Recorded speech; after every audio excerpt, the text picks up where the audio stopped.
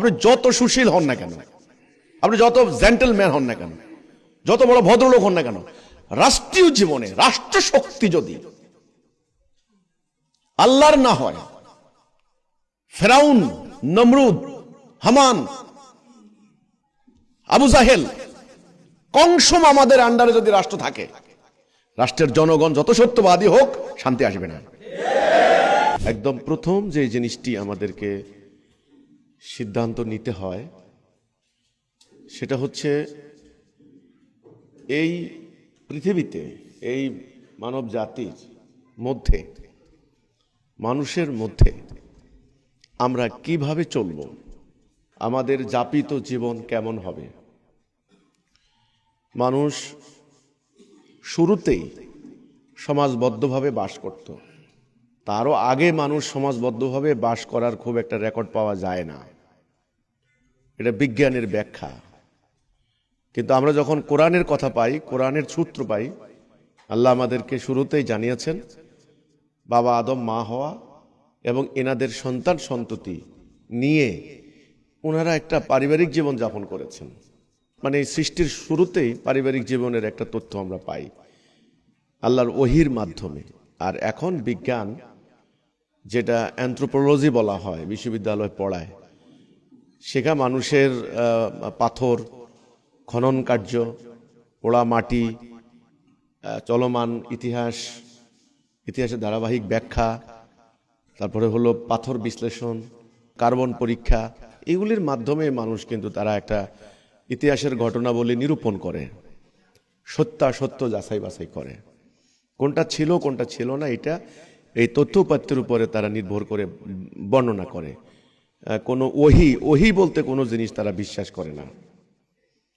একটা সত্তা, শক্তিশালী সত্তার পক্ষ থেকে একটা বার্তা জানানো হবে, এই গেব্রিয়েল, জিব্রাইল, এই ধরনের তারা বিশ্বাস করে না। যেহেতু তারা ঈশ্বর তত্ত্বেই বিশ্বাস করে না, কাজেই তারা আর এগুলো নিতে চায় না।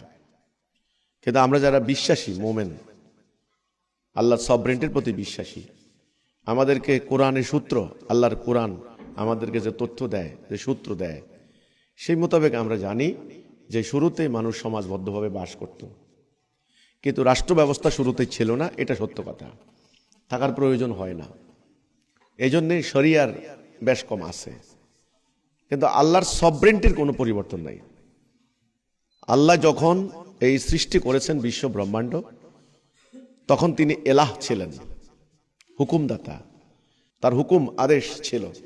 তিনি যখন সৃষ্টি করেছেন তখন তিনি স্রষ্টা, খালেক।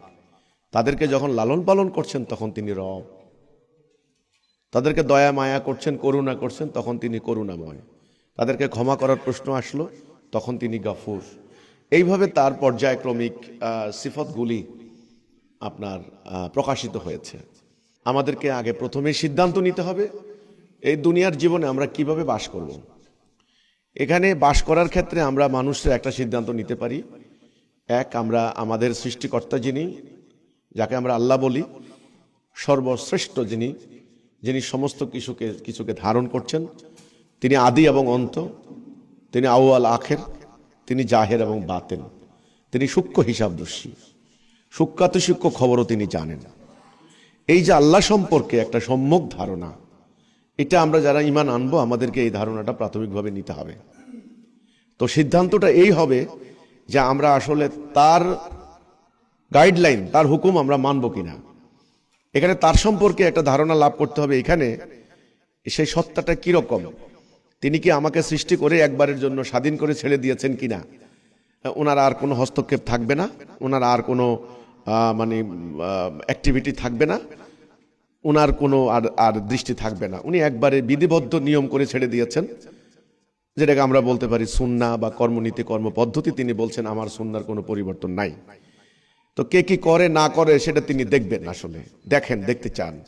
হাসরের দিন তিনি পাকড়াও করবেন। এটা কিন্তু আল্লাহর একটা, কোরআন থেকে আমি কথাগুলি বলছি। আল্লাহ বলেছেন আমি অবকাশ দিয়েছি, আমি সুযোগ দিয়েছি, আমি ইচ্ছা করলে সবাই এক জাতি হয়ে যাইতা, কিন্তু আমি দেখতে চাই তোমরা কি করো। তাহলে কি এখানে একটা কথা এরকম আসে যে তিনি আসলে আমাদেরকে ছেড়ে দিয়েছেন আমাদের স্বাধীন সত্তা দিয়ে, ইচ্ছা শক্তি দিয়ে, আমরা কি করি, আমরা যা করব তার ফল পাবো, কর্মফলটা হবে এটা।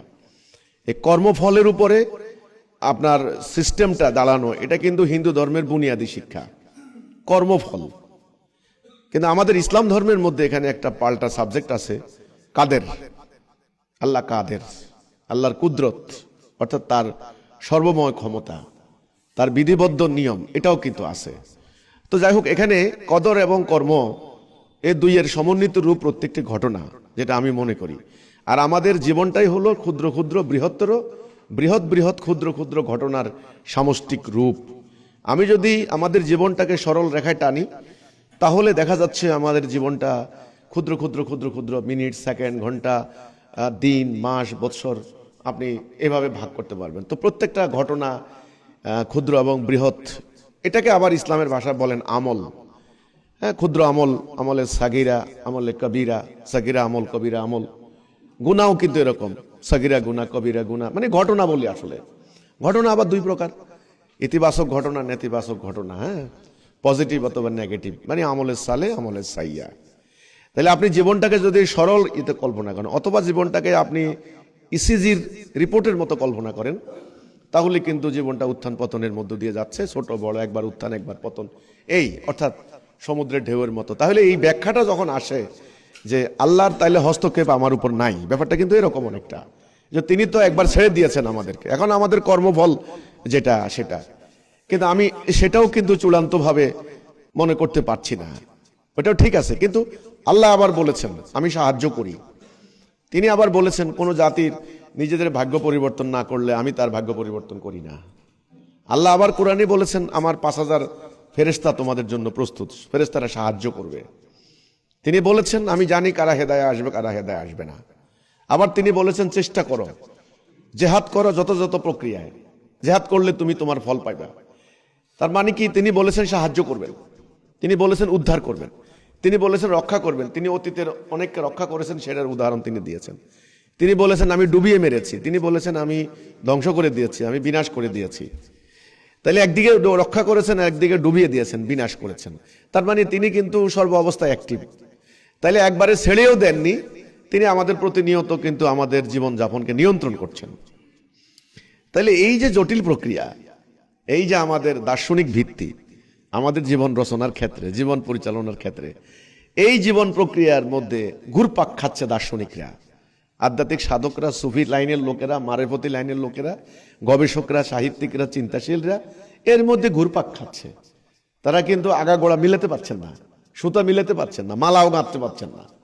মালা না গাঁথলে ওই দানাগুলি কিন্তু এদিকে ওদিকে ছড়িয়ে ছিটিয়ে পড়বে। এই যে প্রত্যেকটা ব্যাপার এক একটা পুঁতির মালা, মানে ফুলের মতো, প্রত্যেকটা ঘটনা বলি, প্রত্যেকটা বিষয়, এটাকে আমার জীবদ্দশায়, আমার জ্ঞান মতে একজন মাত্র মানুষ মালা গাঁথতে পেরেছেন, তিনি হলেন জামানার ইমাম, আমাদের আন্দোলনের প্রতিষ্ঠাতা মহামান্য ইমামুজ্জামান, জামানার ইমাম, the leader of the time, এই যুগের পথ প্রদর্শক, আমাদের আন্দোলনের মহান প্রতিষ্ঠাতা, মহান আধ্যাত্মিক সাধক আমাদের ইমামুজ্জামান জনাব মোহাম্মদ বাঈজিদ খান পন্নী।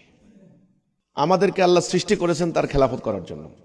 কোরআন থেকে সৃষ্টির উদ্দেশ্য, এটা নিয়ে কত গান লেখা হয়েছে যে আমার জীবনের উদ্দেশ্য কি জানি না, কিন্তু না, তিনি বলেছেন তুমি আল্লাহর খলিফা, খেলাফতের দায়িত্ব পালন করবা কিভাবে, তার বিধান মানতে হবে, তার আনুগত্য, হুকুমের আনুগত্য করতে হবে। এই জন্য তাওহীদ, এই তাওহীদটাই হলো হেদায়া, রাইট ডাইরেকশন। তার হুকুমের আনুগত্য করাই হলো এলাহ, এলাহের স্বীকৃতি এইটা, তার হুকুম ছাড়া কারো হুকুম না মানা, লা এলাহ, মানি না কোনো এলাহ।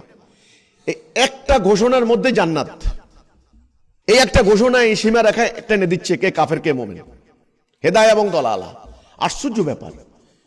তাইলে ইসলামের মধ্যে আজকে সবচাইতে বেশি গুরুত্বপূর্ণ আমাদের উলামায়ে কেরামদেরকে মাসলা মাসাইলের পাহাড় বানিয়ে ফেলছেন, কিন্তু এলাহের মিনিং তারা জনগণকে দিতে পাচ্ছেন না, তাদের স্টুডেন্টদেরকেও দিতে পাচ্ছেন না। এলাহ, এই এলাহের ঘোষণাই মুমিন আর কাফেরের ডিফারেন্স হয়ে যাচ্ছে। সকল নবী রাসূলরা এলাহ নিয়ে আসছেন, লা এলাহ, মানি না কোনো এলাহ, সমস্ত সভরেন্টিকে অস্বীকার করার ঘোষণা। দুর্ভাগ্যজনক, মুসলমানরা আজকে সমস্ত সবরেন্টিকে মেনে নিয়েছে, আল্লাহ সবরেন্টিকে অস্বীকার করেছে। ইমামুজ্জামান না আসলে, ইলমে লাদুনি আল্লাহর পক্ষ থেকে যে স্পেশাল জ্ঞান, এটা না আসলে আমার এক জীবনে আমরা বুঝতাম না এলাহের মানে কি। এলাহ ঘোষণা দেওয়ার অর্থ হচ্ছে, আল্লাহকে একমাত্র এলাহ ঘোষণা দেওয়ার অর্থ হচ্ছে আল্লাহর খেলাফত করার মূল সূত্র। হুকুমদাতা, বিধানদাতা, ন্যায় অন্যায়ের মানদণ্ডার কাউকে মানি না।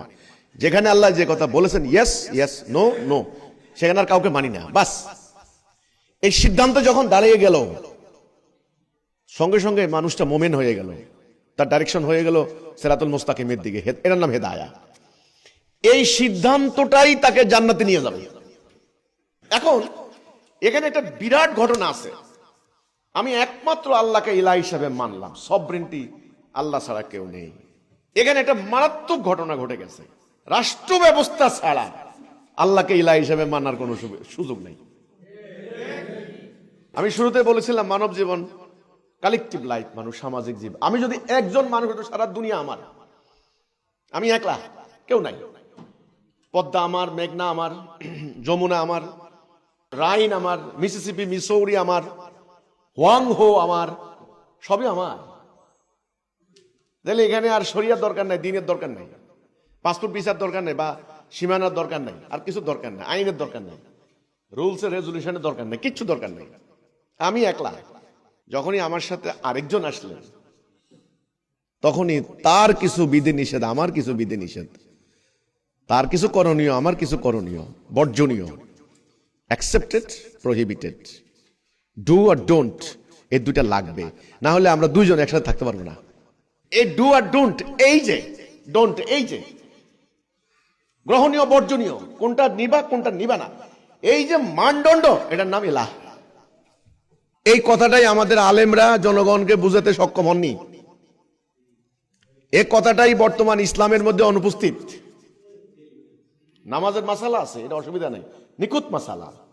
রোজার মাসালা আছে, নিকুত মাসালা, সমস্যা নেই। হজের মাসালা আছে, নিকুত মাসালা। আমি এটা কোনো সমস্যা ফিল করছি না। এবং সুন্দর সুন্দর মাসালা, নিকুত মাসালা। হজের আনুষ্ঠানিকতা পালন করতে গিয়ে আপনার যেন ত্রুটি বিচ্ছুতি না হয়, এত সজাগ, সতর্ক, অ্যালার্ট। রোজার আনুষ্ঠানিকতা পালন করতে গিয়ে, আক্ষরিক অর্থে রোজা পালন করতে গিয়ে মাসালাগুলি এত নিখুঁতভাবে বর্ণনা করা হয়েছে, ঠিক আছে। কিন্তু আসলটাই নাই, সবরেন্টি নাই। হুকুম চলে মানুষের, ইবলিসের, যেটা গোড়ায় চ্যালেঞ্জ হয়েছিল সেটাই নাই। তাই আমার কথা হলো এখানে আসে দ্বিতীয় কথাটা, যে আল্লাহকে একমাত্র ইলাহ হিসাবে মানতে হলে রাষ্ট্র শক্তি ছাড়া সম্ভব নয়। এবার রাষ্ট্র শক্তির মধ্যে যেটা আপনি কায়েম করবেন সেটার নাম দ্বীন। 5 জন নবীর কথা বলা হয়েছে সূরা শুরা 13 নম্বর আয়াত। শারা লাকুম, শরিয়া দেওয়া হয়েছে। শুরুতেই বলা হয়েছে শারা লাকুম, শরিয়া দেওয়া হয়েছে। দেখেন, শরিয়া, শরিয়া মানেই রাষ্ট্র, আদালত, আইন, বিধি, নিষেধ, রুলস, রেজুলেশন, যাই বলেন আপনি। ইব্রাহিম আলাইহিস সালামকে, নূহ আলাইহিস সালামকে, মূসা আলাইহিস সালামকে, ঈসা আলাইহিস সালামকে, 5 স্টার শেষ নবীকে বলা হয়েছে, হে রাসূল আপনাকেও দিলাম। কাজেদ আন আকিমুদ্দিন ওয়ালা লা তাফাররাকু, ফারাক হবেন না, ফারাক করবেন না বা ফারাক হবেন না। এই শারা লাকুম অর্থাৎ আল্লাহকে একমাত্র ইলাহ হিসেবে মানতে হলে রাষ্ট্রীয়ভাবে দ্বীন কায়েম করতে হবে। আমাদের আলেমরা, ইসলামের পণ্ডিতরা, স্কলাররা, আমি দুঃখিত ওনাদের প্রসঙ্গে বলতে হচ্ছে, আমি বিশ্ববিদ্যালয় লেভেলের গবেষক পর্যন্ত, কোরআনের গবেষক, ওনারা সেমিনারে ভাষণ দিচ্ছেন, কথা বলছেন। যেহেতু জ্ঞানী মানুষ, কথার আর্ট আছে, শব্দের গাঁথুনি খুবই সুন্দর, প্রাঞ্জল ভাষায়, শুদ্ধ ভাষায় তিনি ওনারা বক্তব্য দিচ্ছেন। কিন্তু আমি দেখলাম রাষ্ট্র শক্তিতে, রাষ্ট্র ব্যবস্থায় দ্বীন প্রতিষ্ঠার গুরুত্ব, ইম্পর্টেন্স ওনাদের কাছে আমি দেখি না। ওনাদের প্রত্যেকের মেসেজটা এরকম, নিজে ভালো হন, সত্য কথা বলেন, কারো ক্ষতি করেন না, সত্যের কত সুন্দর সুন্দর কাহিনী বর্ণনা করেন। বড় পীর আব্দুল কাদের জিলানী, ওনার গল্প বলেন। ডাকাইতে ওনারে ধরছে, দেখে বলে কি আছে বাইর কর। ডাকাইতে তল্লাশি করে আর কিছুই পাইল না। পরে ডাকাত চলে যাচ্ছে, ডাকাইতে উনি বললেন কিশোর বালক আব্দুল কাদের জিলানী যে মহাশয় দাঁড়ান, আপনার তল্লাশি ভুল হয়েছে, আমার ওই যে ব্যাগের তলদেশে কিছু স্বর্ণ মুদ্রা আছে। ডাকাইতে বলে কি ব্যাপার? দেখে যে খুব শক্ত করে সেলাই করা, আমার মা আমাকে পথের মধ্যে এরকম দিয়েছেন যে টাকা। এই ঘটনা পড়ে আমার অন্য চিন্তা হলো, যেই কালে বাইজিদ বোস্তামি রওনা দিয়েছিলেন সেই কালে তাইলে রাস্তাঘাটে ডাকাতি হইতো। এই কালটাকে বলা হয়েছে ফেতনার যুগ, কিতাবুল ফেতান। মনে হচ্ছে উনি যে কালে রওনা দিয়েছেন ওই কালে ডাকাতি হইতো রাস্তাঘাটে। মানে খেলাফতের পরিস্থিতি কোথায় গেছে বোঝা গেছে পরিষ্কার। তো যাই হোক, ডাকাতকে বলা হয়েছে যে আমার মা এখানে এই স্বর্ণ দিয়েছেন, এটা নিয়ে যান। ডাকাত সর্দার তো দেখে হতবাক হয়ে গেল, এই ছোট্ট বালক এত বড় সত্যবাদী, তো সাধারণ ব্যাপার না। ডাকাত ভালো হয়ে গেছে ওনার সত্যবাদীদের সামনে। শেষ পর্যন্ত ওনার অনুসরণ করা শুরু করছে। শেষ পর্যন্ত ঢাকাইতে একটা বিশাল পিশাব হয়ে গেছে। এই যে সত্যের মানে গুণ, এই সমস্ত স্কলাররা, আলেমরা, পণ্ডিতরা, পাশ্চাত্য দর্শন দ্বারা প্রভাবিত ওনারা, আবার নামাজও পড়েন, কোরআনও পড়েন। ওনারা এই সেমিনারে বয়ান করেন, সত্য কথা বলবেন, মিথ্যা বলবেন না, কাউকে প্রতারণা করবেন না, ঠকাবেন না, খুব পায়াস লাইফ লিড করবেন। এগুলা করলেই আপনি ভালো মানুষ হয়ে যাবেন, জান্নাত চলে যাবেন। এখানেই ওনারা মারাত্মকভাবে জাতিকে মিসগাইড করেছেন। সেটা হলো মোহতারাম, আপনি সত্যবাদী হন আর যাই হন, আপনি যত সুশীল হন না কেন, আপনি যত জেন্টলম্যান হন না কেন, যত বড় ভদ্রলোক হন না কেন, রাষ্ট্রীয় জীবনে রাষ্ট্র শক্তি যদি আল্লাহর না হয়, ফেরাউন, নমরুদ, হামান, আবু জাহেল, কংসম আমাদের আন্ডারে যদি রাষ্ট্র থাকে, রাষ্ট্রের জনগণ যত সত্যবাদী হোক, শান্তি আসবে না। আপনি নিজের স্বর্গের জন্য সত্য কথা বলার চেষ্টা করছেন, আপনার সত্যবাদিতা দিয়ে নিজের স্বর্গ কামাই করতে পারবেন না। মনে রাখবেন, অন্যে যেন শান্তিতে ঘুমাইতে পারে, ওখানেই আপনার স্বর্গ নিহিত। আপনি নিজের নারীকে কালো বোরকা দিয়ে অন্যের দৃষ্টি থেকে হেফাজত করলেন, যেন আপনার বউকে অন্য মানুষ না দেখে, দৃষ্টি বান না দেয়। আরেকজনের নারী যে ধর্ষিতা হচ্ছে জঙ্গলে, আপনার এই নারীর ইজ্জত রক্ষার আর কোনো অর্থ থাকে না। আর এটা ইসলাম, এই ইসলামটা এটা শিক্ষা দিচ্ছে। এই জন্য আল্লাহ বলছেন দিন কায়েম করো। এখন কোন দিনটা কায়েম করবেন? আল্লাহ বলছেন আমি একটা দিন বানিয়ে দিয়েছি আমার অসীম জ্ঞান থেকে। আমি নিজে দিনটা বানিয়েছি, কারণ আমি শুরুতে একটা কথা বলছিলাম, আউয়াল আখের, অতীত এবং বর্তমান আমার সামনে প্রেজেন্ট। আমার কাছে অতীত বলতে কিছু নাই। অতীতের জনগোষ্ঠীর বিপর্যয় কেমনে হয়েছে সেটা আমি জানি, এরপরে জনগোষ্ঠী কেমনে কি হয়েছে সেটা আমার জানা আছে। তো আমি সবকিছু বিবেচনায় নিয়ে, সকল মতের, ধর্মের, পথের, চিন্তার, ভাবনার, নারীর, পুরুষের, সকলের ব্যাপারটা বিবেচনায় নিয়ে আমি একটা দিন বানিয়েছি। এটা তোমাদের ব্রিটেনের পার্লামেন্টের না, সাদা চামড়ার লোকেরা তাদের অনুকরণে দিন বানাবে। এটা তোমার ইন্ডিয়া দাদা বাবুদের না, ব্রাহ্মণ্যবাদকে সামনে নিয়ে দিন বানাবে না। এটা আমেরিকার কংগ্রেসম্যানরা না, সেখানে হোয়াইট সুপ্রিমিস্টরা দিন বানাবে না। এখানে আরবের শেখ বা বাদশারা না, চাক্কাওয়ালারা না, তাদের অনুসারে দিন বানাবে। No, never. আমি আল্লাহ, আমি সবাইকে সৃষ্টি করেছি, আমি সবার ঊর্ধ্বে। হিন্দু, বৌদ্ধ, খ্রিস্টান, সমস্ত জাত বেজাত, কালা সাদা আমি বানিয়েছি। সবার মানবাধিকার খেয়াল করে, সবার মনস্তত্ত্বকে নজরে নিয়ে, বিবেচনায় নিয়ে, সবাইকে ধারণ করে। কারণ আমি সর্বসত্তার ধারক, তোমাদের সর্বসত্তার ধারক কেউ নাই। সবাইকে ধারণ করি আমি। আমার অসীম জ্ঞান থেকে আমি দিন বানিয়েছি, এবং এই দিনটাকে আমি পর্যায়ক্রমে নাজেল করেছি আমার একজন রাসূলের উপরে, আমার মনোনীত রাসূল। তাকে আমি আমার সর্বশ্রেষ্ঠ বার্তাবাহকের মাধ্যমে মেসেজটা পাঠাইছি।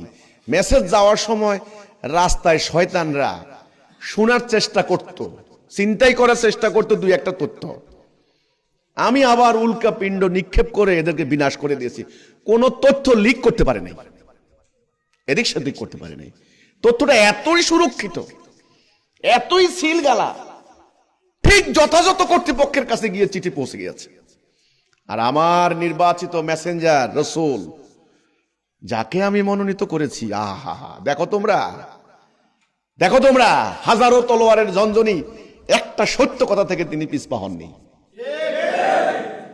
তিনি না খেয়ে থেকেছেন, পেটে পাথর বেঁধেছেন, গাছে লতা পাতা খেয়েছেন। তিনি এই পাড়া থেকে ওই পাড়া গিয়েছেন, এই মহল্লা থেকে ওই মহল্লা গিয়েছেন। ক্ষমতার প্রলোভন দেখানো হয়েছে, সম্পত্তির লোভ দেখানো হয়েছে। উনি কিন্তু তটস্থ হননি, উনি লোভাতুর হননি, উনি ভেসে যাননি উনি তাদের দিকে একটু কাইত হননি, তাদের দিকে কাইত হওয়া নো, ঝুঁকেও যাননি। হ্যাঁ, মাঝে মধ্যে ঝুঁকে যাওয়ার প্রবণতা সৃষ্টি করতে চেষ্টা করছিল তারা, আল্লাহ ওনাকে ঠিক করে রেখেছেন। তাহলে আমি এমন একজন রাসূলের কাছে দিনটা দিয়েছি, আমার দিন, এখন এই দিনটাকে আমি আমার রাসূলকে পাঠিয়েছি, ফাতা 28 সফ 9 তবা 33, ব্যাস, এটাকে প্রতিষ্ঠা করো। প্রতিষ্ঠা করবা কি করবা না এটা তোমাদের ব্যাপার। যদি তোমরা প্রতিষ্ঠা করো শান্তি পাবে, যদি তোমরা প্রতিষ্ঠা না করো তোমরা অশান্তি। আমি দেখবো তোমরা কি করো। এবার যারা প্রতিষ্ঠা করবে তাদের নাম তিনি দিয়েছেন মুজাহিদ, মুজাহিদা, মুজাহিদ, আল্লাহর দ্বীনকে প্রতিষ্ঠার সংগ্রামে যারা করবে মুজাহিদ। এবার তিনি তাদেরকে নির্দেশ দিয়েছেন, প্রতিষ্ঠা যারা করবা তোমরা আমার রাসূলের অনুসরণ করো, আমার অনুসরণ করো। রাসূল তোমাদেরকে যা দেন তা রিসিভ করো, গ্রহণ করো, অমান্য করবা না রাসূলকে। যে রাসূলকে অমান্য করবে তার সমস্ত কিছু বরবাদ হয়ে যাবে। রাসূল তোমাদেরকে যা দেন, রাসূল আমাদেরকে দাড়ি দিয়ে গেছেন, এখন ওরা দাড়ি নিচ্ছে। কিন্তু রাসূলদের তলোয়ার বলে বলে হক আদায় করবে কে? এই কথা আমাদের কোনো আলেম আর বললেন না। এই তলোয়ারের হক আদায় করবে কে? লক্ষ লক্ষ ঘন্টা তারা ব্যয় করেছেন দাড়ির মাহাত্ম্য, দাড়ির গুরুত্ব, দাড়ির ইম্পর্টেন্স, কোন জয়ীফ হাদিস, কোন জাল হাদিস এনে এনে এই হাদিসের টানতে টানতে টানতে টানতে এতদূর নিয়ে গেছেন। এখন সাধারণ পাবলিক দাড়ি রেখে মুসলমান হয়ে যাচ্ছে, দাড়ি রেখে মহান হয়ে যাচ্ছে, দাড়ি রেখে জননেতারা টুপি মাথায় দিয়ে পোস্টার ছাপাচ্ছে। ধোকা আল্লাহকে দেওয়া যায় না। আল্লাহ রাসূলকে বলছেন, আপনি বলেন তোমরা আমার কথার অমান্য করবা না, আমি যা দেই তা যেন তারা নেয়। তিনি কি দিয়েছেন? তিনি দিয়েছেন গাইডলাইন, পথনির্দেশ। তিনি বলেছেন এটা করো, এটা করবা না, এটা করো, এটা করবা না। সুদ খাবা না, সুদ বন্ধ হয়ে গেল। মুখের কথা বন্ধ হয়েছে, রাষ্ট্র ক্ষমতা লাগছে, রাসূল রাষ্ট্রপতি। তিনি বলছেন চুরি করবা না, আল্লাহ বলছেন বলে দাও চুরি করবা না, চুরি করবে না। চুরি করবা না বললেই কি মক্কাবাসী চুরি বন্ধ করে দিয়েছে? নো, চুরির অভ্যাস যায় না, মজা আলাদা। ধরে এনে হাত কাটে দেওয়া হয়েছে, চুরি বন্ধ। পুরো আরববাসীর বিদ্যুতের মতো মনস্তত্ত্বে প্রভাব পড়েছে, সর্বনাশ। হাত কাটা জনগণ যদি আমারে দেখে তাইলে বলবো হাত কাটা রমজান, আমারে তো চোর কইয়া সাব্যস্ত করব। হাত হারাইতে রাজি নাই। আল্লাহর আইন, আল্লাহর বিধান, রাসূল যা দিয়েছেন সাহাবীরা তা নিয়েছেন। এইটাকে কায়েম করতে হলে রাসূলকে হাতে হাতে তলোয়ার দিতে হয়েছে। রাসূল তলোয়ার দিয়েছেন, এটা আর বলে না তলোয়ার দিয়েছেন। রাসূল বল্লম ধরিয়ে দিয়েছেন। রাসূল নারী যোদ্ধাকে বলেছেন, তীর দিয়ে বলেছেন তীর মারো, মারো। তিনি বলেছেন ডাইনে উম্মে আম্মারা, বামে উম্মে আম্মারা। আল্লাহ বলছেন রাসূল যা দেন তা নাও। রাসূল দিয়েছেন তীর, তীরন্দাজি যোদ্ধারা তীর নিয়েছেন। রাসূল দিয়েছেন তলোয়ার, রাসূল দিয়েছেন বল্লম, রাসূল দিয়েছেন যুদ্ধের পতাকা, রাসূল দিয়েছেন বর্ম, বর্ম পরিয়ে দিয়েছেন। যুদ্ধের আমামা, পাগড়ি বেঁধে দিয়েছেন। আপনারা বুখারী খতমে বুখারীতে পাগড়ি পরান। আমি তো ইতিহাসে দেখি না খতমে বুখারীতে রাসূলুল্লাহ পাগড়ি পরিয়ে দিয়েছেন। আমি দেখি রাসূলুল্লাহ সাল্লাল্লাহু আলাইহি সাল্লাম ওসামা ইবনে যায়েদের নাম ধরে ডাক দিলেন। রাসূল বুঝতে পারলেন তিনি আল্লাহর কাছে চলে যাবেন, বলেন ওসামা বাইর। এক হাতে যুদ্ধের পতাকা দিলেন, আর এক হাতে মস্তক মুড়িয়ে পাগড়ি বেঁধে দিলেন। এটাই হলো পাগড়ি। ওই যে নজরুল যেটা বললেন, বাদরে আমামা, বাজিছে দামামা, শির উঁচু করে মুসলমান। যুদ্ধে যাওয়ার জন্য যোদ্ধাকে পাগড়ি পরানো হয়েছে, খতমে বুখারীর জন্য পাগড়ি দেওয়া হয় নাই।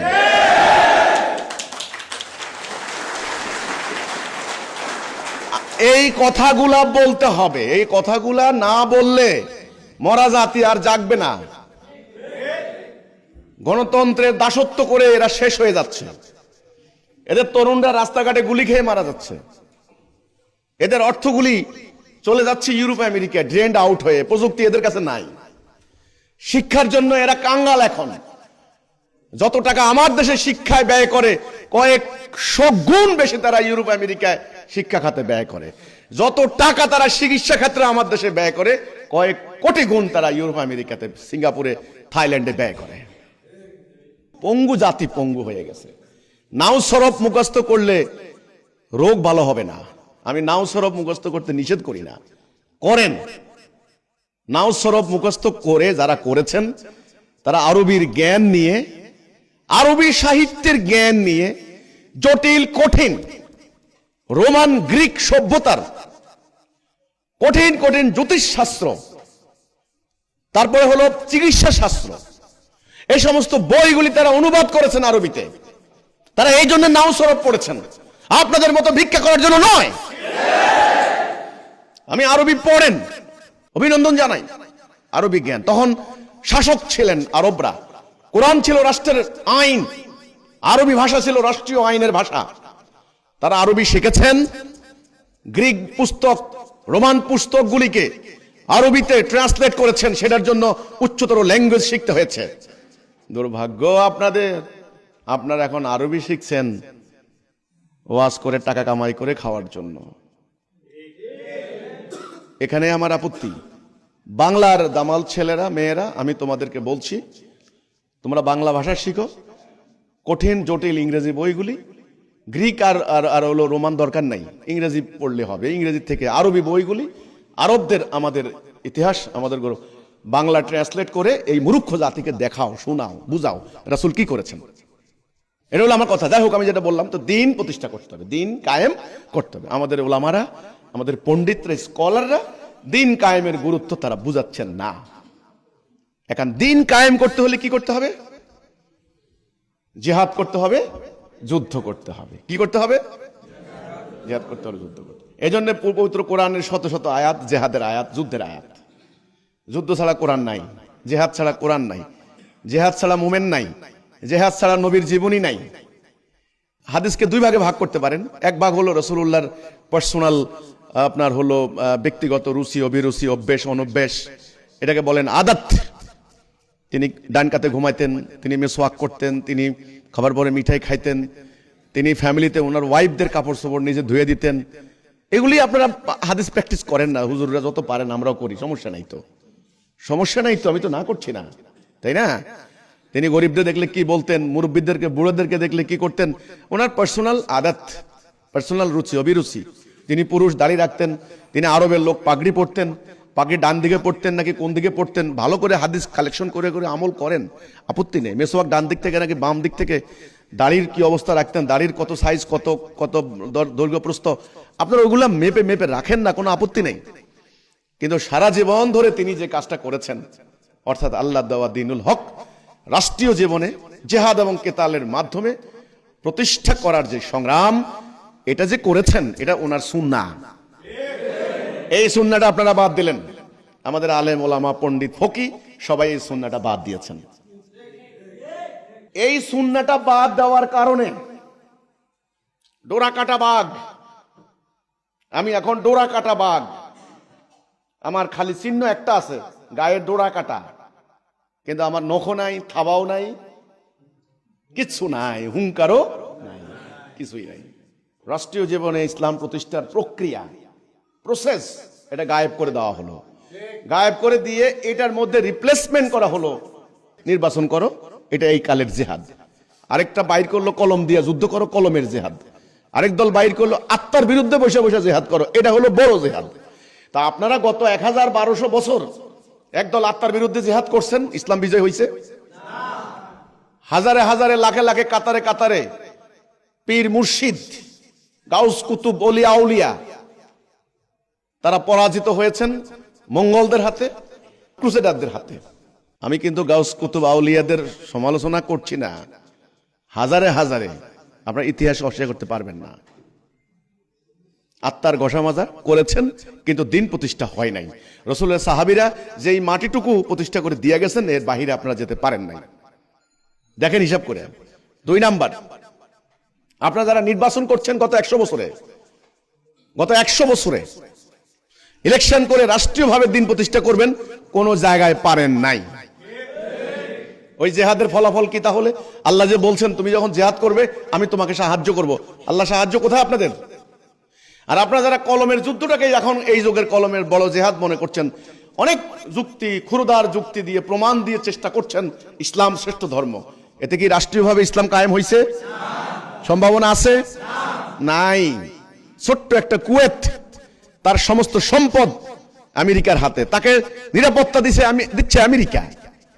আপনার সৌদি আরব, যেখানে আপনি গিয়ে লক্ষ লক্ষ টাকা দিয়ে আসেন হজ করতে গিয়ে, সেই টাকা, তার মাটির নিচের সম্পদ, সমস্ত কিছু একত্রিত করে আমেরিকার সাথে চুক্তি করছে। আপনার কি করছে তারা? রাষ্ট্রীয়ভাবে ইসলাম কায়েম করতে হলে আপনাদেরকে ইসলামের আসল মেসেজটাকে তুলে ধরতে হবে। সেটা কি? সেটা হলো সর্বপ্রথম জনগণকে তাওহীদের উপর ঐক্যবদ্ধ করতে হবে। একমাত্র ইলাহ আল্লাহ ছাড়া আমি কাউকে মানি না। দ্বিতীয় কর্তব্য হবে জিহাদ এবং কিতাল, দিন প্রতিষ্ঠার একমাত্র তরিকা, এটা জনগণকে বুঝাইতে হবে।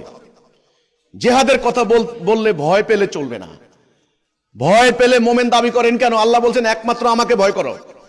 আপনি ইনিয়ে বিনিয়ে জেহাদের কথা বললেন, কিতালের কথা বললে আপনি বলেন যে কিতাল মিতাল এগুলো আসলে আমাদের মুসলমানদের ব্যাপার না, নবীর টাইমে নবী করছেন যুদ্ধ, এটা আত্মরক্ষামূলক, এটা ডিফেন্সিভ, আত্মরক্ষামূলক। আমাদেরকে মারতে আসছে, আমরা মারছি। এই কথা যারা বলেন তাদেরকে আমার ইমামুজ্জামান বলেছেন স্পাইনলেস, করজোড়ে নত স্বীকারকারী, আত্মসমর্পণকারী, পাশ্চাত্য সভ্যতার কাছে সেজদা দানকারী, পরাজিত লাঞ্ছিত জাতির এই মিথ্যাচার, রাসূলুল্লাহর পবিত্র জীবনের উপরে মিথ্যাচার। ইসলামের কেতাল কি আত্মরক্ষামূলক? না, আক্রমণাত্মক, অফেন্সিভ। ভেনেজুয়েলা ভূমধ্যসাগরে মাদক পাচার করছে, সাগরের সব জাহাজ দখল করে নিল মিস্টার ডোনাল্ড ট্রাম্প। শেষে কি করলো? ভেনেজুয়েলা অলরেডি তেলবাহী জাহাজ লুট করলো, দখল করে নিল। বলল ভেনেজুয়েলা অভিযান করবে, এই শাসককে আমাদেরকে পরাজিত করতে হবে। এটা খারাপ, এটা হলো আমাদের দেশের এই মাদকের এই সাপ্লাই দেয়, আমাদের এত হাজার জনগণ নষ্ট করছে ভেনেজুয়েলা প্রেসিডেন্টের নেতৃত্বে। ব্যাস, ওদের রণতরী পুরা ভেনেজুয়েলা ঘিরে ফেলাইছে। আচ্ছা, এটা কি আক্রমণাত্মক না আত্মরক্ষামূলক? কিন্তু প্রতারণা কি জানেন? প্রতারণা হলো ওদের দেশের সেনাবাহিনীর নাম দিবে ডিফেন্স, দেখেন এয়ার ডিফেন্স লেখে, ডিফেন্স মিনিস্টার। আমি বলবো আমেরিকার সেনাবাহিনী ডিফেন্স নয়, ডিফেন্সিভ নয়। আমি গত 50 বছরের রেকর্ড দেব, 100 রেকর্ড দেব। আমার মতো গরিব রাষ্ট্র আমরা হইলাম ডিফেন্সিভ, কিছু করার নাই, বাবারে অসহায়। কিন্তু তারা ডিফেন্সিভ নয়, তারা অফেন্সিভ, আক্রমণাত্মক। তারা আক্রমণ চালিয়েছে কুয়েতে, আক্রমণ চালিয়েছে ইরাকে, আক্রমণ চালিয়েছে আফগানিস্তানে, তারা আক্রমণ চালিয়েছে ভিয়েতনামে, তারা আক্রমণ চালিয়ে নরিয়াগাকে ধরিয়ে নিয়ে গেছে। ইসলামের আক্রমণাত্মক যুদ্ধের উদ্দেশ্য হচ্ছে বিশ্বের নিপীড়িত, নির্যাতিত, বঞ্চিত, অসহায় মানুষের বঞ্চনা দূর করে দিয়ে ন্যায় বিচার প্রতিষ্ঠা করা।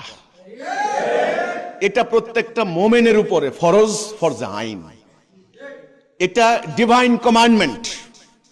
ইয়াহুদিরা যেমন 10 কমান্ডমেন্ট তাদের একমাত্র জান দিয়ে পালন করে, আমাদের মুসলমানদের একটা কমান্ডমেন্ট আমরা পালন করতে আমরা ভয় পাই, আমরা হীনমন্যতা আপ্লুত হয়ে যাই, আমরা আতঙ্কিত হয়ে যাই। আমরা বলি ইসলামে জেহাদ বেহাদ বলতে কিছু নাই, যারা জেহাদের কথা বলে আরে এরা জঙ্গি। আমরা মডারেট, আমরা আত্মার বিরুদ্ধে জেহাদ, বড় জেহাদ, ভালো ভালো কথা বলা হলো বড় জেহাদ। তাহলে দিন প্রতিষ্ঠা করতে হবে কিসের মাধ্যমে? জেহাদ এবং কেতাল। এর বাহিরে কোনো অপশন নাই, এর বাহিরে কোনো সিস্টেম নাই, কোনো তরিকা নাই। যারা বাহিরের তরিকার কথা বলবেন তারা রাসূলুল্লাহর পুরো সংগ্রামী জীবনকে অস্বীকার করছেন। এই দায়ে তারা দায়ী হবেন, এই পাপে তারা পাপিষ্ঠ হবেন। এটা করার জন্য ওনাকে একটা জাতি তৈরি করতে হয়েছে। সে জাতির নাম কি? উম্মতে মুহাম্মদীকে উম্মতে মুহাম্মদী বলার থেকেও বরং আপনি বলেন যোদ্ধা জাতি, আর্মি, কালেকটিভলি বলেন আর্মি, আর প্রত্যেকটা মোমেন্ট ইন্ডিভিজুয়ালি বলেন সোলজার, মুজাহিদ। এটা একেবারে আক্ষরিক অর্থে মুজাহিদ মানে সোলজার। ওনাকে একটা জাতি তৈরি করতে, সেই জাতিকে একটা কর্মসূচি তিনি শিক্ষা দিয়েছেন, একটার পর একটা কিন্তু বুঝতে হবে লিঙ্ক। এই কর্মসূচিটা সামরিক কর্মসূচি, এটা কোনো নির্বাচন বাস্তবায়নের কর্মসূচি না, এটা মারিফতি লাইনের কর্মসূচি না। এই কর্মসূচিটা হলো সামরিক কর্মসূচি। এখানে শুরুতে বলা হয়েছে আমরুকুম আন আমরুকুম বিখামসিন আল্লাহু আমারানি বিহিন্না। আল্লাহ আমাকে 5টি কাজের আদেশ, আমর আদেশ, আল্লাহর আদেশ, আদেশ দিয়েছেন, আমি তোমাদেরকে আদেশ দিয়ে যাচ্ছি। আদেশ, আল্লাহর এই আদেশ আমাদের পীর সাহেবরা ভুলে গেছেন, আমাদের আলেম মুফতি ফকিরা ভুলে গেছেন, আমাদের মুহতারাম ইমাম সাহেবরা ভুলে গেছেন, ধর্মগুরুরা ভুলে গেছেন, অনুসারীরা তো নাই। আদেশ কি? আদেশ 1 নাম্বার, ঐক্যবদ্ধ হও। কেমন ঐক্য? সীসা গলানো প্রাচীরের ন্যায় ঐক্য। সাপ্পান কা আন্নাহুম বুনিয়ানুম মারসুস।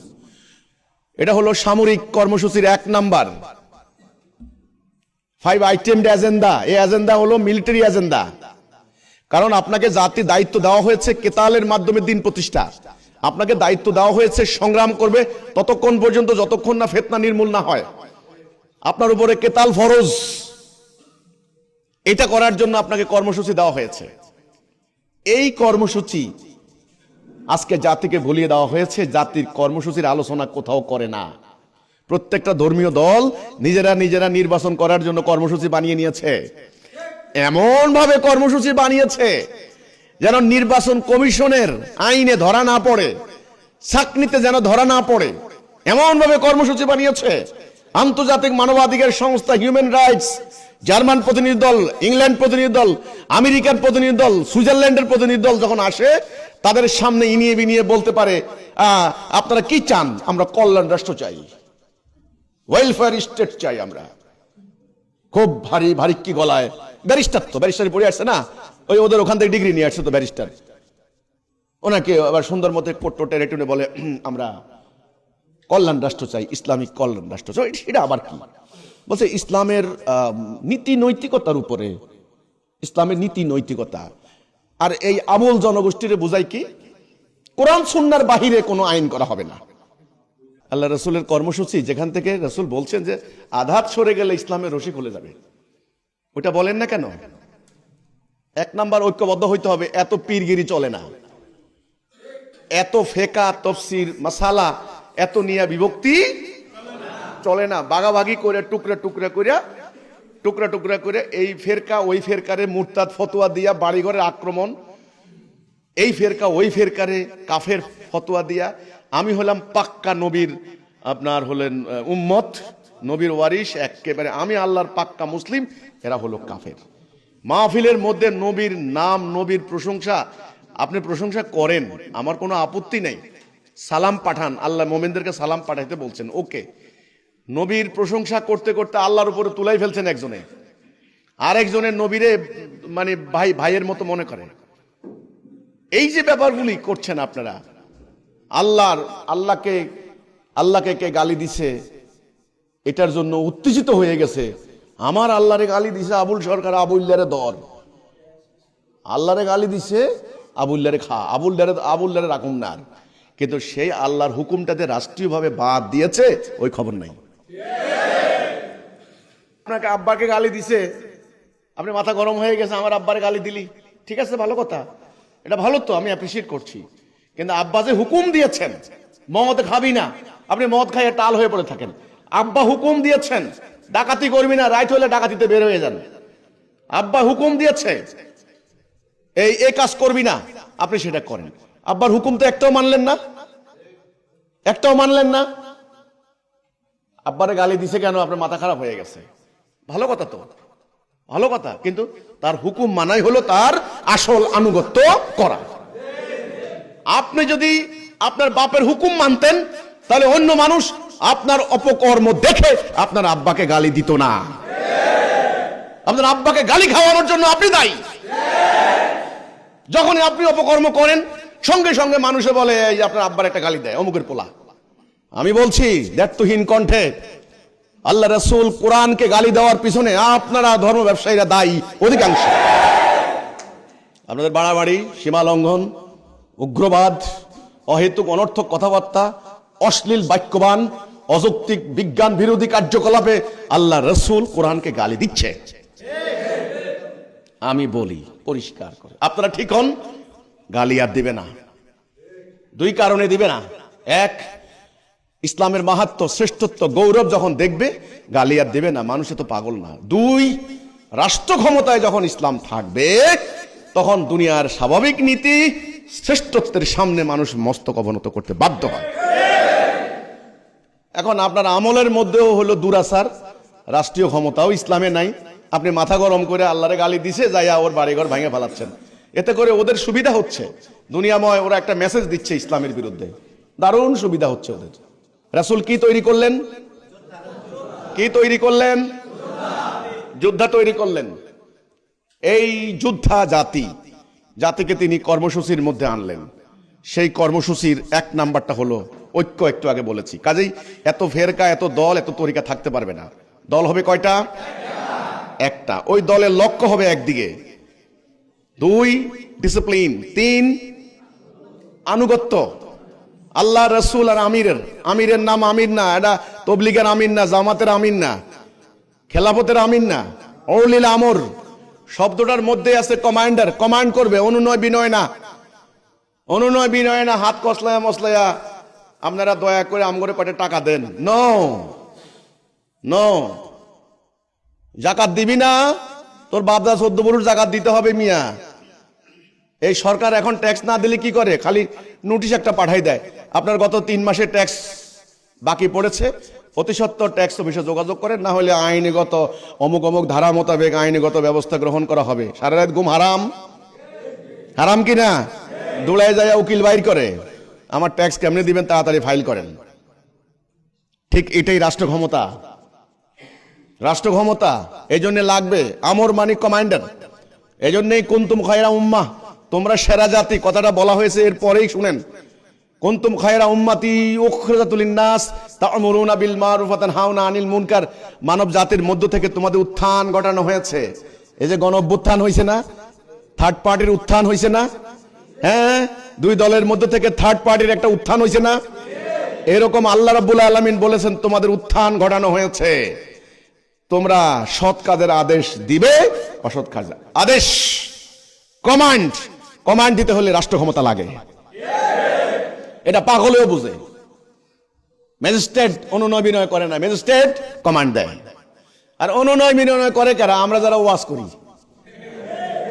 চুরি করেন না ভাই, চুরি করা ভালো না। মাদক খাইয়েন না ভাই, হ্যাঁ মাদক খাওয়া ভালো না ভাই। মাদক গুনাহ দিব আল্লাহ, হ্যাঁ মাদক খাওয়া আপনার শরীরে ক্ষতি হইব, বাপ মা ইয়ে করবো। মাদক খাইয়েন না, আল্লাহর কাছে দোয়া করেন, আল্লাহ আল্লাহ আল্লাহ মুখরে মাদক থেকে মুক্ত করো আল্লাহ। ম্যাজিস্ট্রেট কি এগুলো বলে? এটা করে এই পকেট খোল স্যার, এই ওর পিঠ মোসা বাঁধ, মানে পকেটে কি আছে বাইর করে। বলছে পোটলা, বাস 3 মাস জেল, ডান্ডা বেড়ি নিয়ে যায় জেলখানায়। এটা আমর, কমান্ড। এটাই হলো উলিল আমর। রাষ্ট্র ক্ষমতা লাগবে, সেটা আপনারা জাতি তৈরি করবেন। তাহলে যেই জাতি কমান্ড দিবে সেই জাতি রাসূল তৈরি করেছেন। তারপরে হিজরত, তারপরে এদেরকে নিয়ে তিনি জিহাদ করেছেন। এরপরে এই জাতির সামষ্টিক কালেকটিভ বৈশিষ্ট্য কি হলো উম্মতে মুহাম্মদের বৈশিষ্ট্য দেখেন।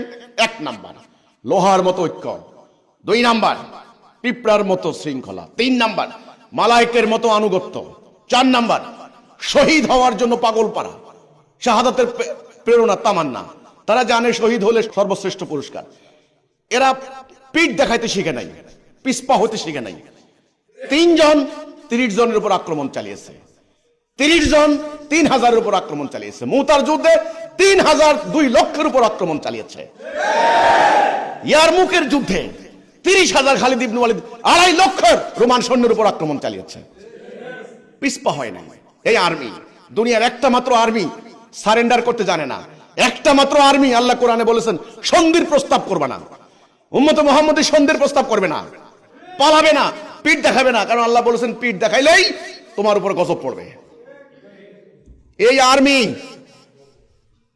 আর্মি ভূমধ্য সাগরের পাড়ে চলে গেছে, এই আর্মি চলে গেছে আটলান্টিকের তীরে। আল্লাহর কাছে বলছে, আল্লাহ তোমার জমিন থাকলে আমি আল্লাহ তোমার দিন নিয়ে যাইতাম। এই আর্মি রোমান সেনাপতির সামনে দাঁড়িয়ে বলেছেন, তোমরা দুনিয়াকে যেমন ভালোবাসো আমরা আখিরাতকে তেমন ভালোবাসি। দুনিয়াতে আমরা কিছু চাই না, এক প্রস্ত কাপড় আর এক মুঠো ভাত, আর কিছু চাই না। পরকালে আমাদের সব, আমরা শহীদ হতে চাই। আমাদের প্রত্যেক নারী পুরুষ সারা রাত আল্লাহর কাছে তাহাজ্জুদ পড়ে দোয়া করে, আল্লাহ আমার আগামী দিন তুমি আমাকে শহীদ করো। এই আর্মি রাসূলুল্লাহ তৈরি করেছেন। দুনিয়ার কোন সেনাপতি পেরেছে? কোন আর্মি পেরেছে? যারা রণাঙ্গনে আগামীকাল নারী পুরুষ শিশু বৃদ্ধ সবাই শহীদ হতে চায়, এই সেনাবাহিনীর প্রত্যেকটা সদস্যের শরীরে কোনো না কোনো অস্ত্রের আঘাত ছিল। এদের প্রত্যেকের মৃত্যু, অধিকাংশের মৃত্যু হয়েছে বিদেশের মাটিতে, জন্মভূমিতে হয় নাই।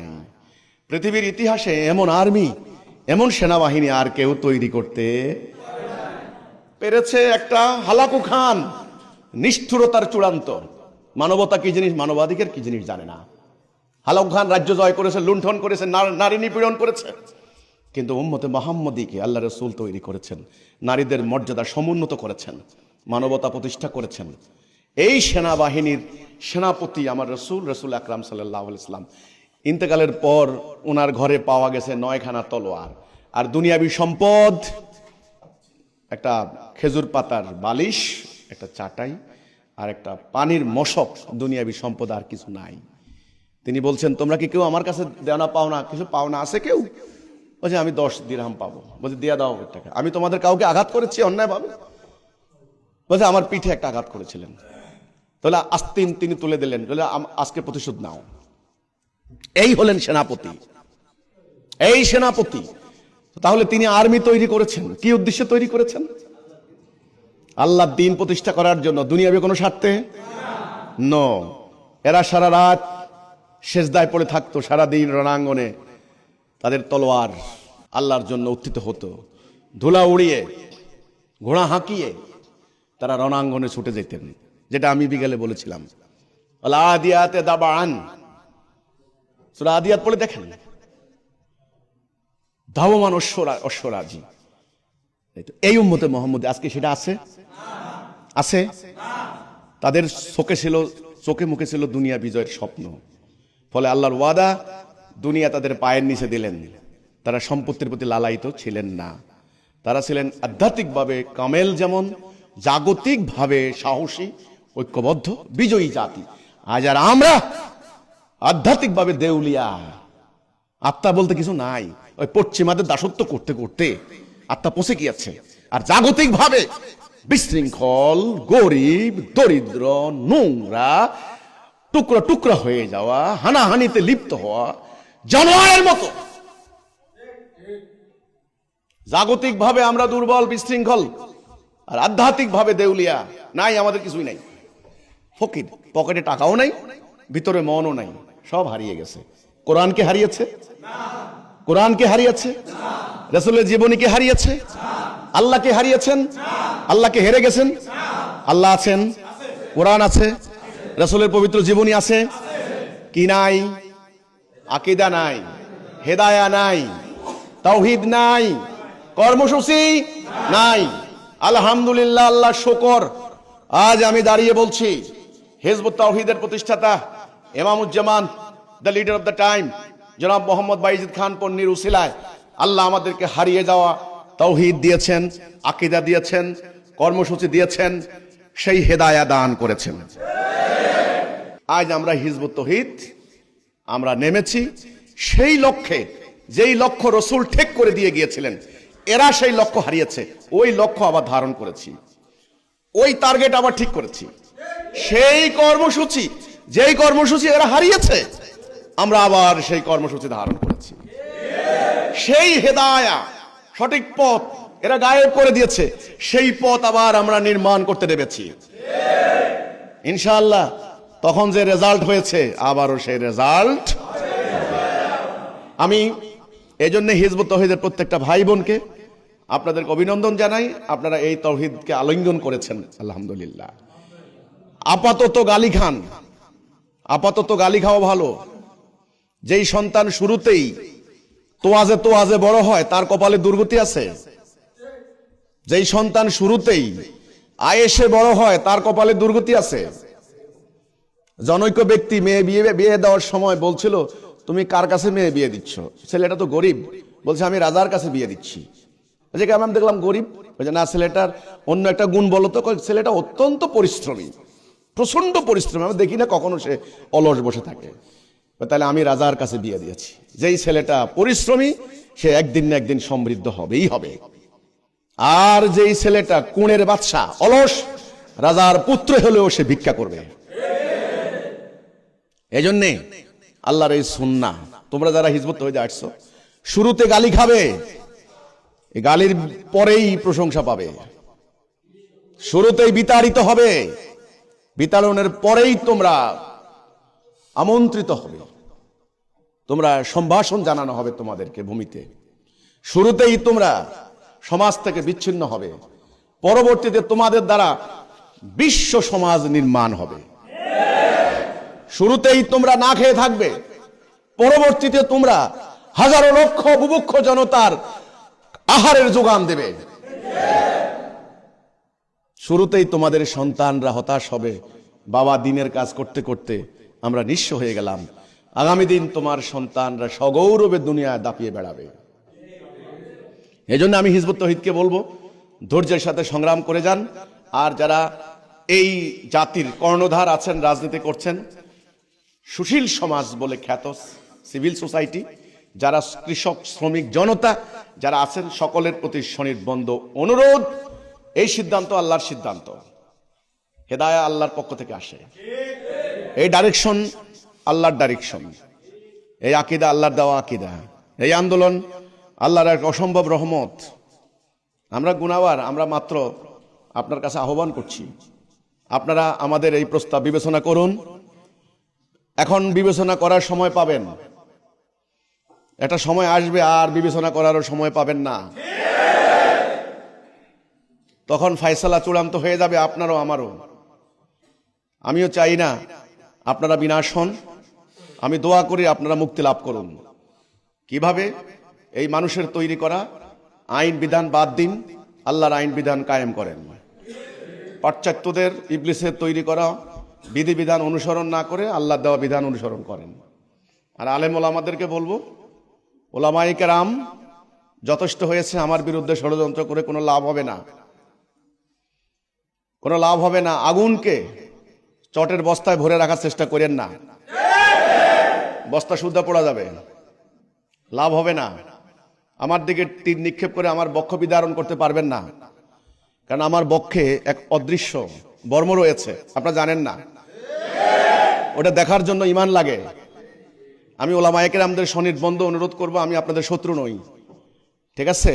আমি দুহাত প্রসারিত করে দিতে চাই, আপনাদের মর্যাদা রক্ষার জন্য আমি কাজ করছি।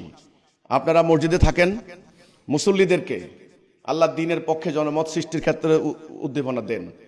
মাদ্রাসা যারা শিক্ষকতা করছেন, মোহতামিম, প্রিন্সিপাল, হুজুর যারাই আছেন, স্টুডেন্টদেরকে তাওহীদের পক্ষে, জেহাদের পক্ষে, কর্মসূচির পক্ষে এই পশ্চিমা জীবন ব্যবস্থা প্রত্যাখ্যানের জন্য উদ্বুদ্ধ করেন। মহফিলে যারা বক্তব্য দেন, আমার বাড়ির আশেপাশে এসে মাইক আমার বাড়ির দিকে লাগিয়ে আমাকে গালাগালি করে কোনো লাভ হবে না।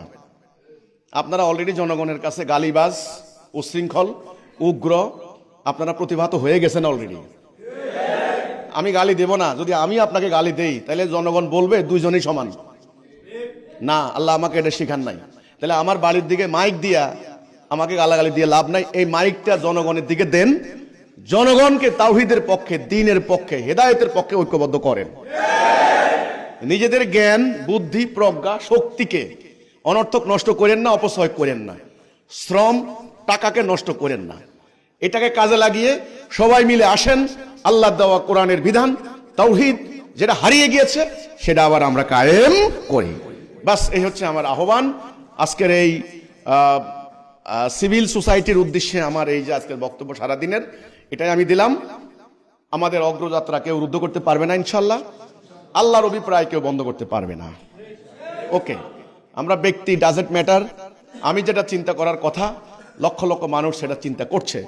আমাদের ইমামুজ্জামান বলেছেন ওনার বইতে, আমি ইতিহাস লিখতে বসি নাই, এমন লেখা লিখতে বসেছি যেটা দিয়ে নতুন করে ইতিহাস সৃষ্টি হবে।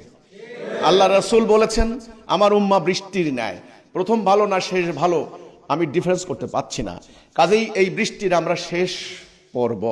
আল্লাহ রাসূল হযরত আবু উবায়দাকে লক্ষ্য করে বলছেন আখিরি জামানায় আসছে আবার সেই দল তোমাদের থেকে 70 গুণ বেশি। আবু উবায়দা বলছেন ইয়া রাসূলুল্লাহ, আপনারা যারা আমরা আপনার সঙ্গে থেকে লড়াই করছি আমাদের থেকে, বলছে হ্যাঁ এখন আমি তোমাদের সাথে আছি, তখন তাদের সাথে আমি থাকবো না, তারা আমাকে না দেখেও সেই কাজটাই করবে ইনশাআল্লাহ তাআলা। আমরা সেই জান্নাতি ফেরকা, আমরা সেই জান্নাতি ফেরকা। বাকি 72 ফেরকা থেকে আমরা আলাদা হয়েছি, দেখেন না আপনারা?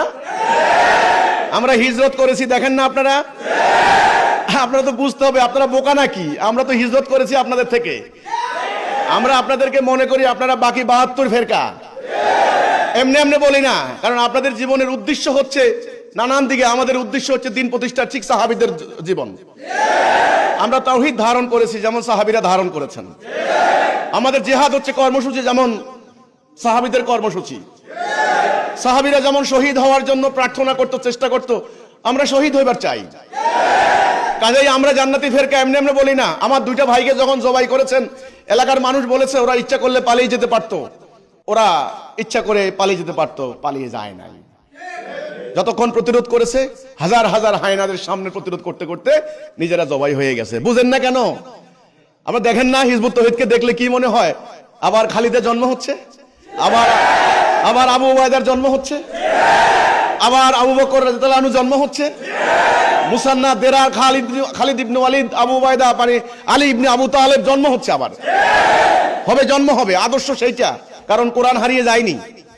আবার সেই জাতি মরা জাতি জিন্দা হবে হিজবুত তাওহীদের এই আহ্বানে। কাজেই আমি বলছি আমার বিরুদ্ধে শত্রুতা করে লাভ নেই, প্রোপাগান্ডা অপপ্রচার করে লাভ নেই। শত্রুতা করেন না, আসেন সামনে আগায় আসেন, আপনি সম্মানিত হবেন, আপনি সামনে থাকবেন, সমস্যা নাই, মিছিলে আমি পিছনে থাকবো, আপনি সামনে থাকেন, কিন্তু আমার বিরুদ্ধে করে কোনো লাভ হবে না। আল্লাহর অভিপ্রায় বন্ধ করতে পারবেন না। আল্লাহ আমাদেরকে দ্রুত আল্লাহ দাসত্ব করার তৌফিক দান করুক, আল্লাহ দিন প্রতিষ্ঠা করার তৌফিক দান করুক।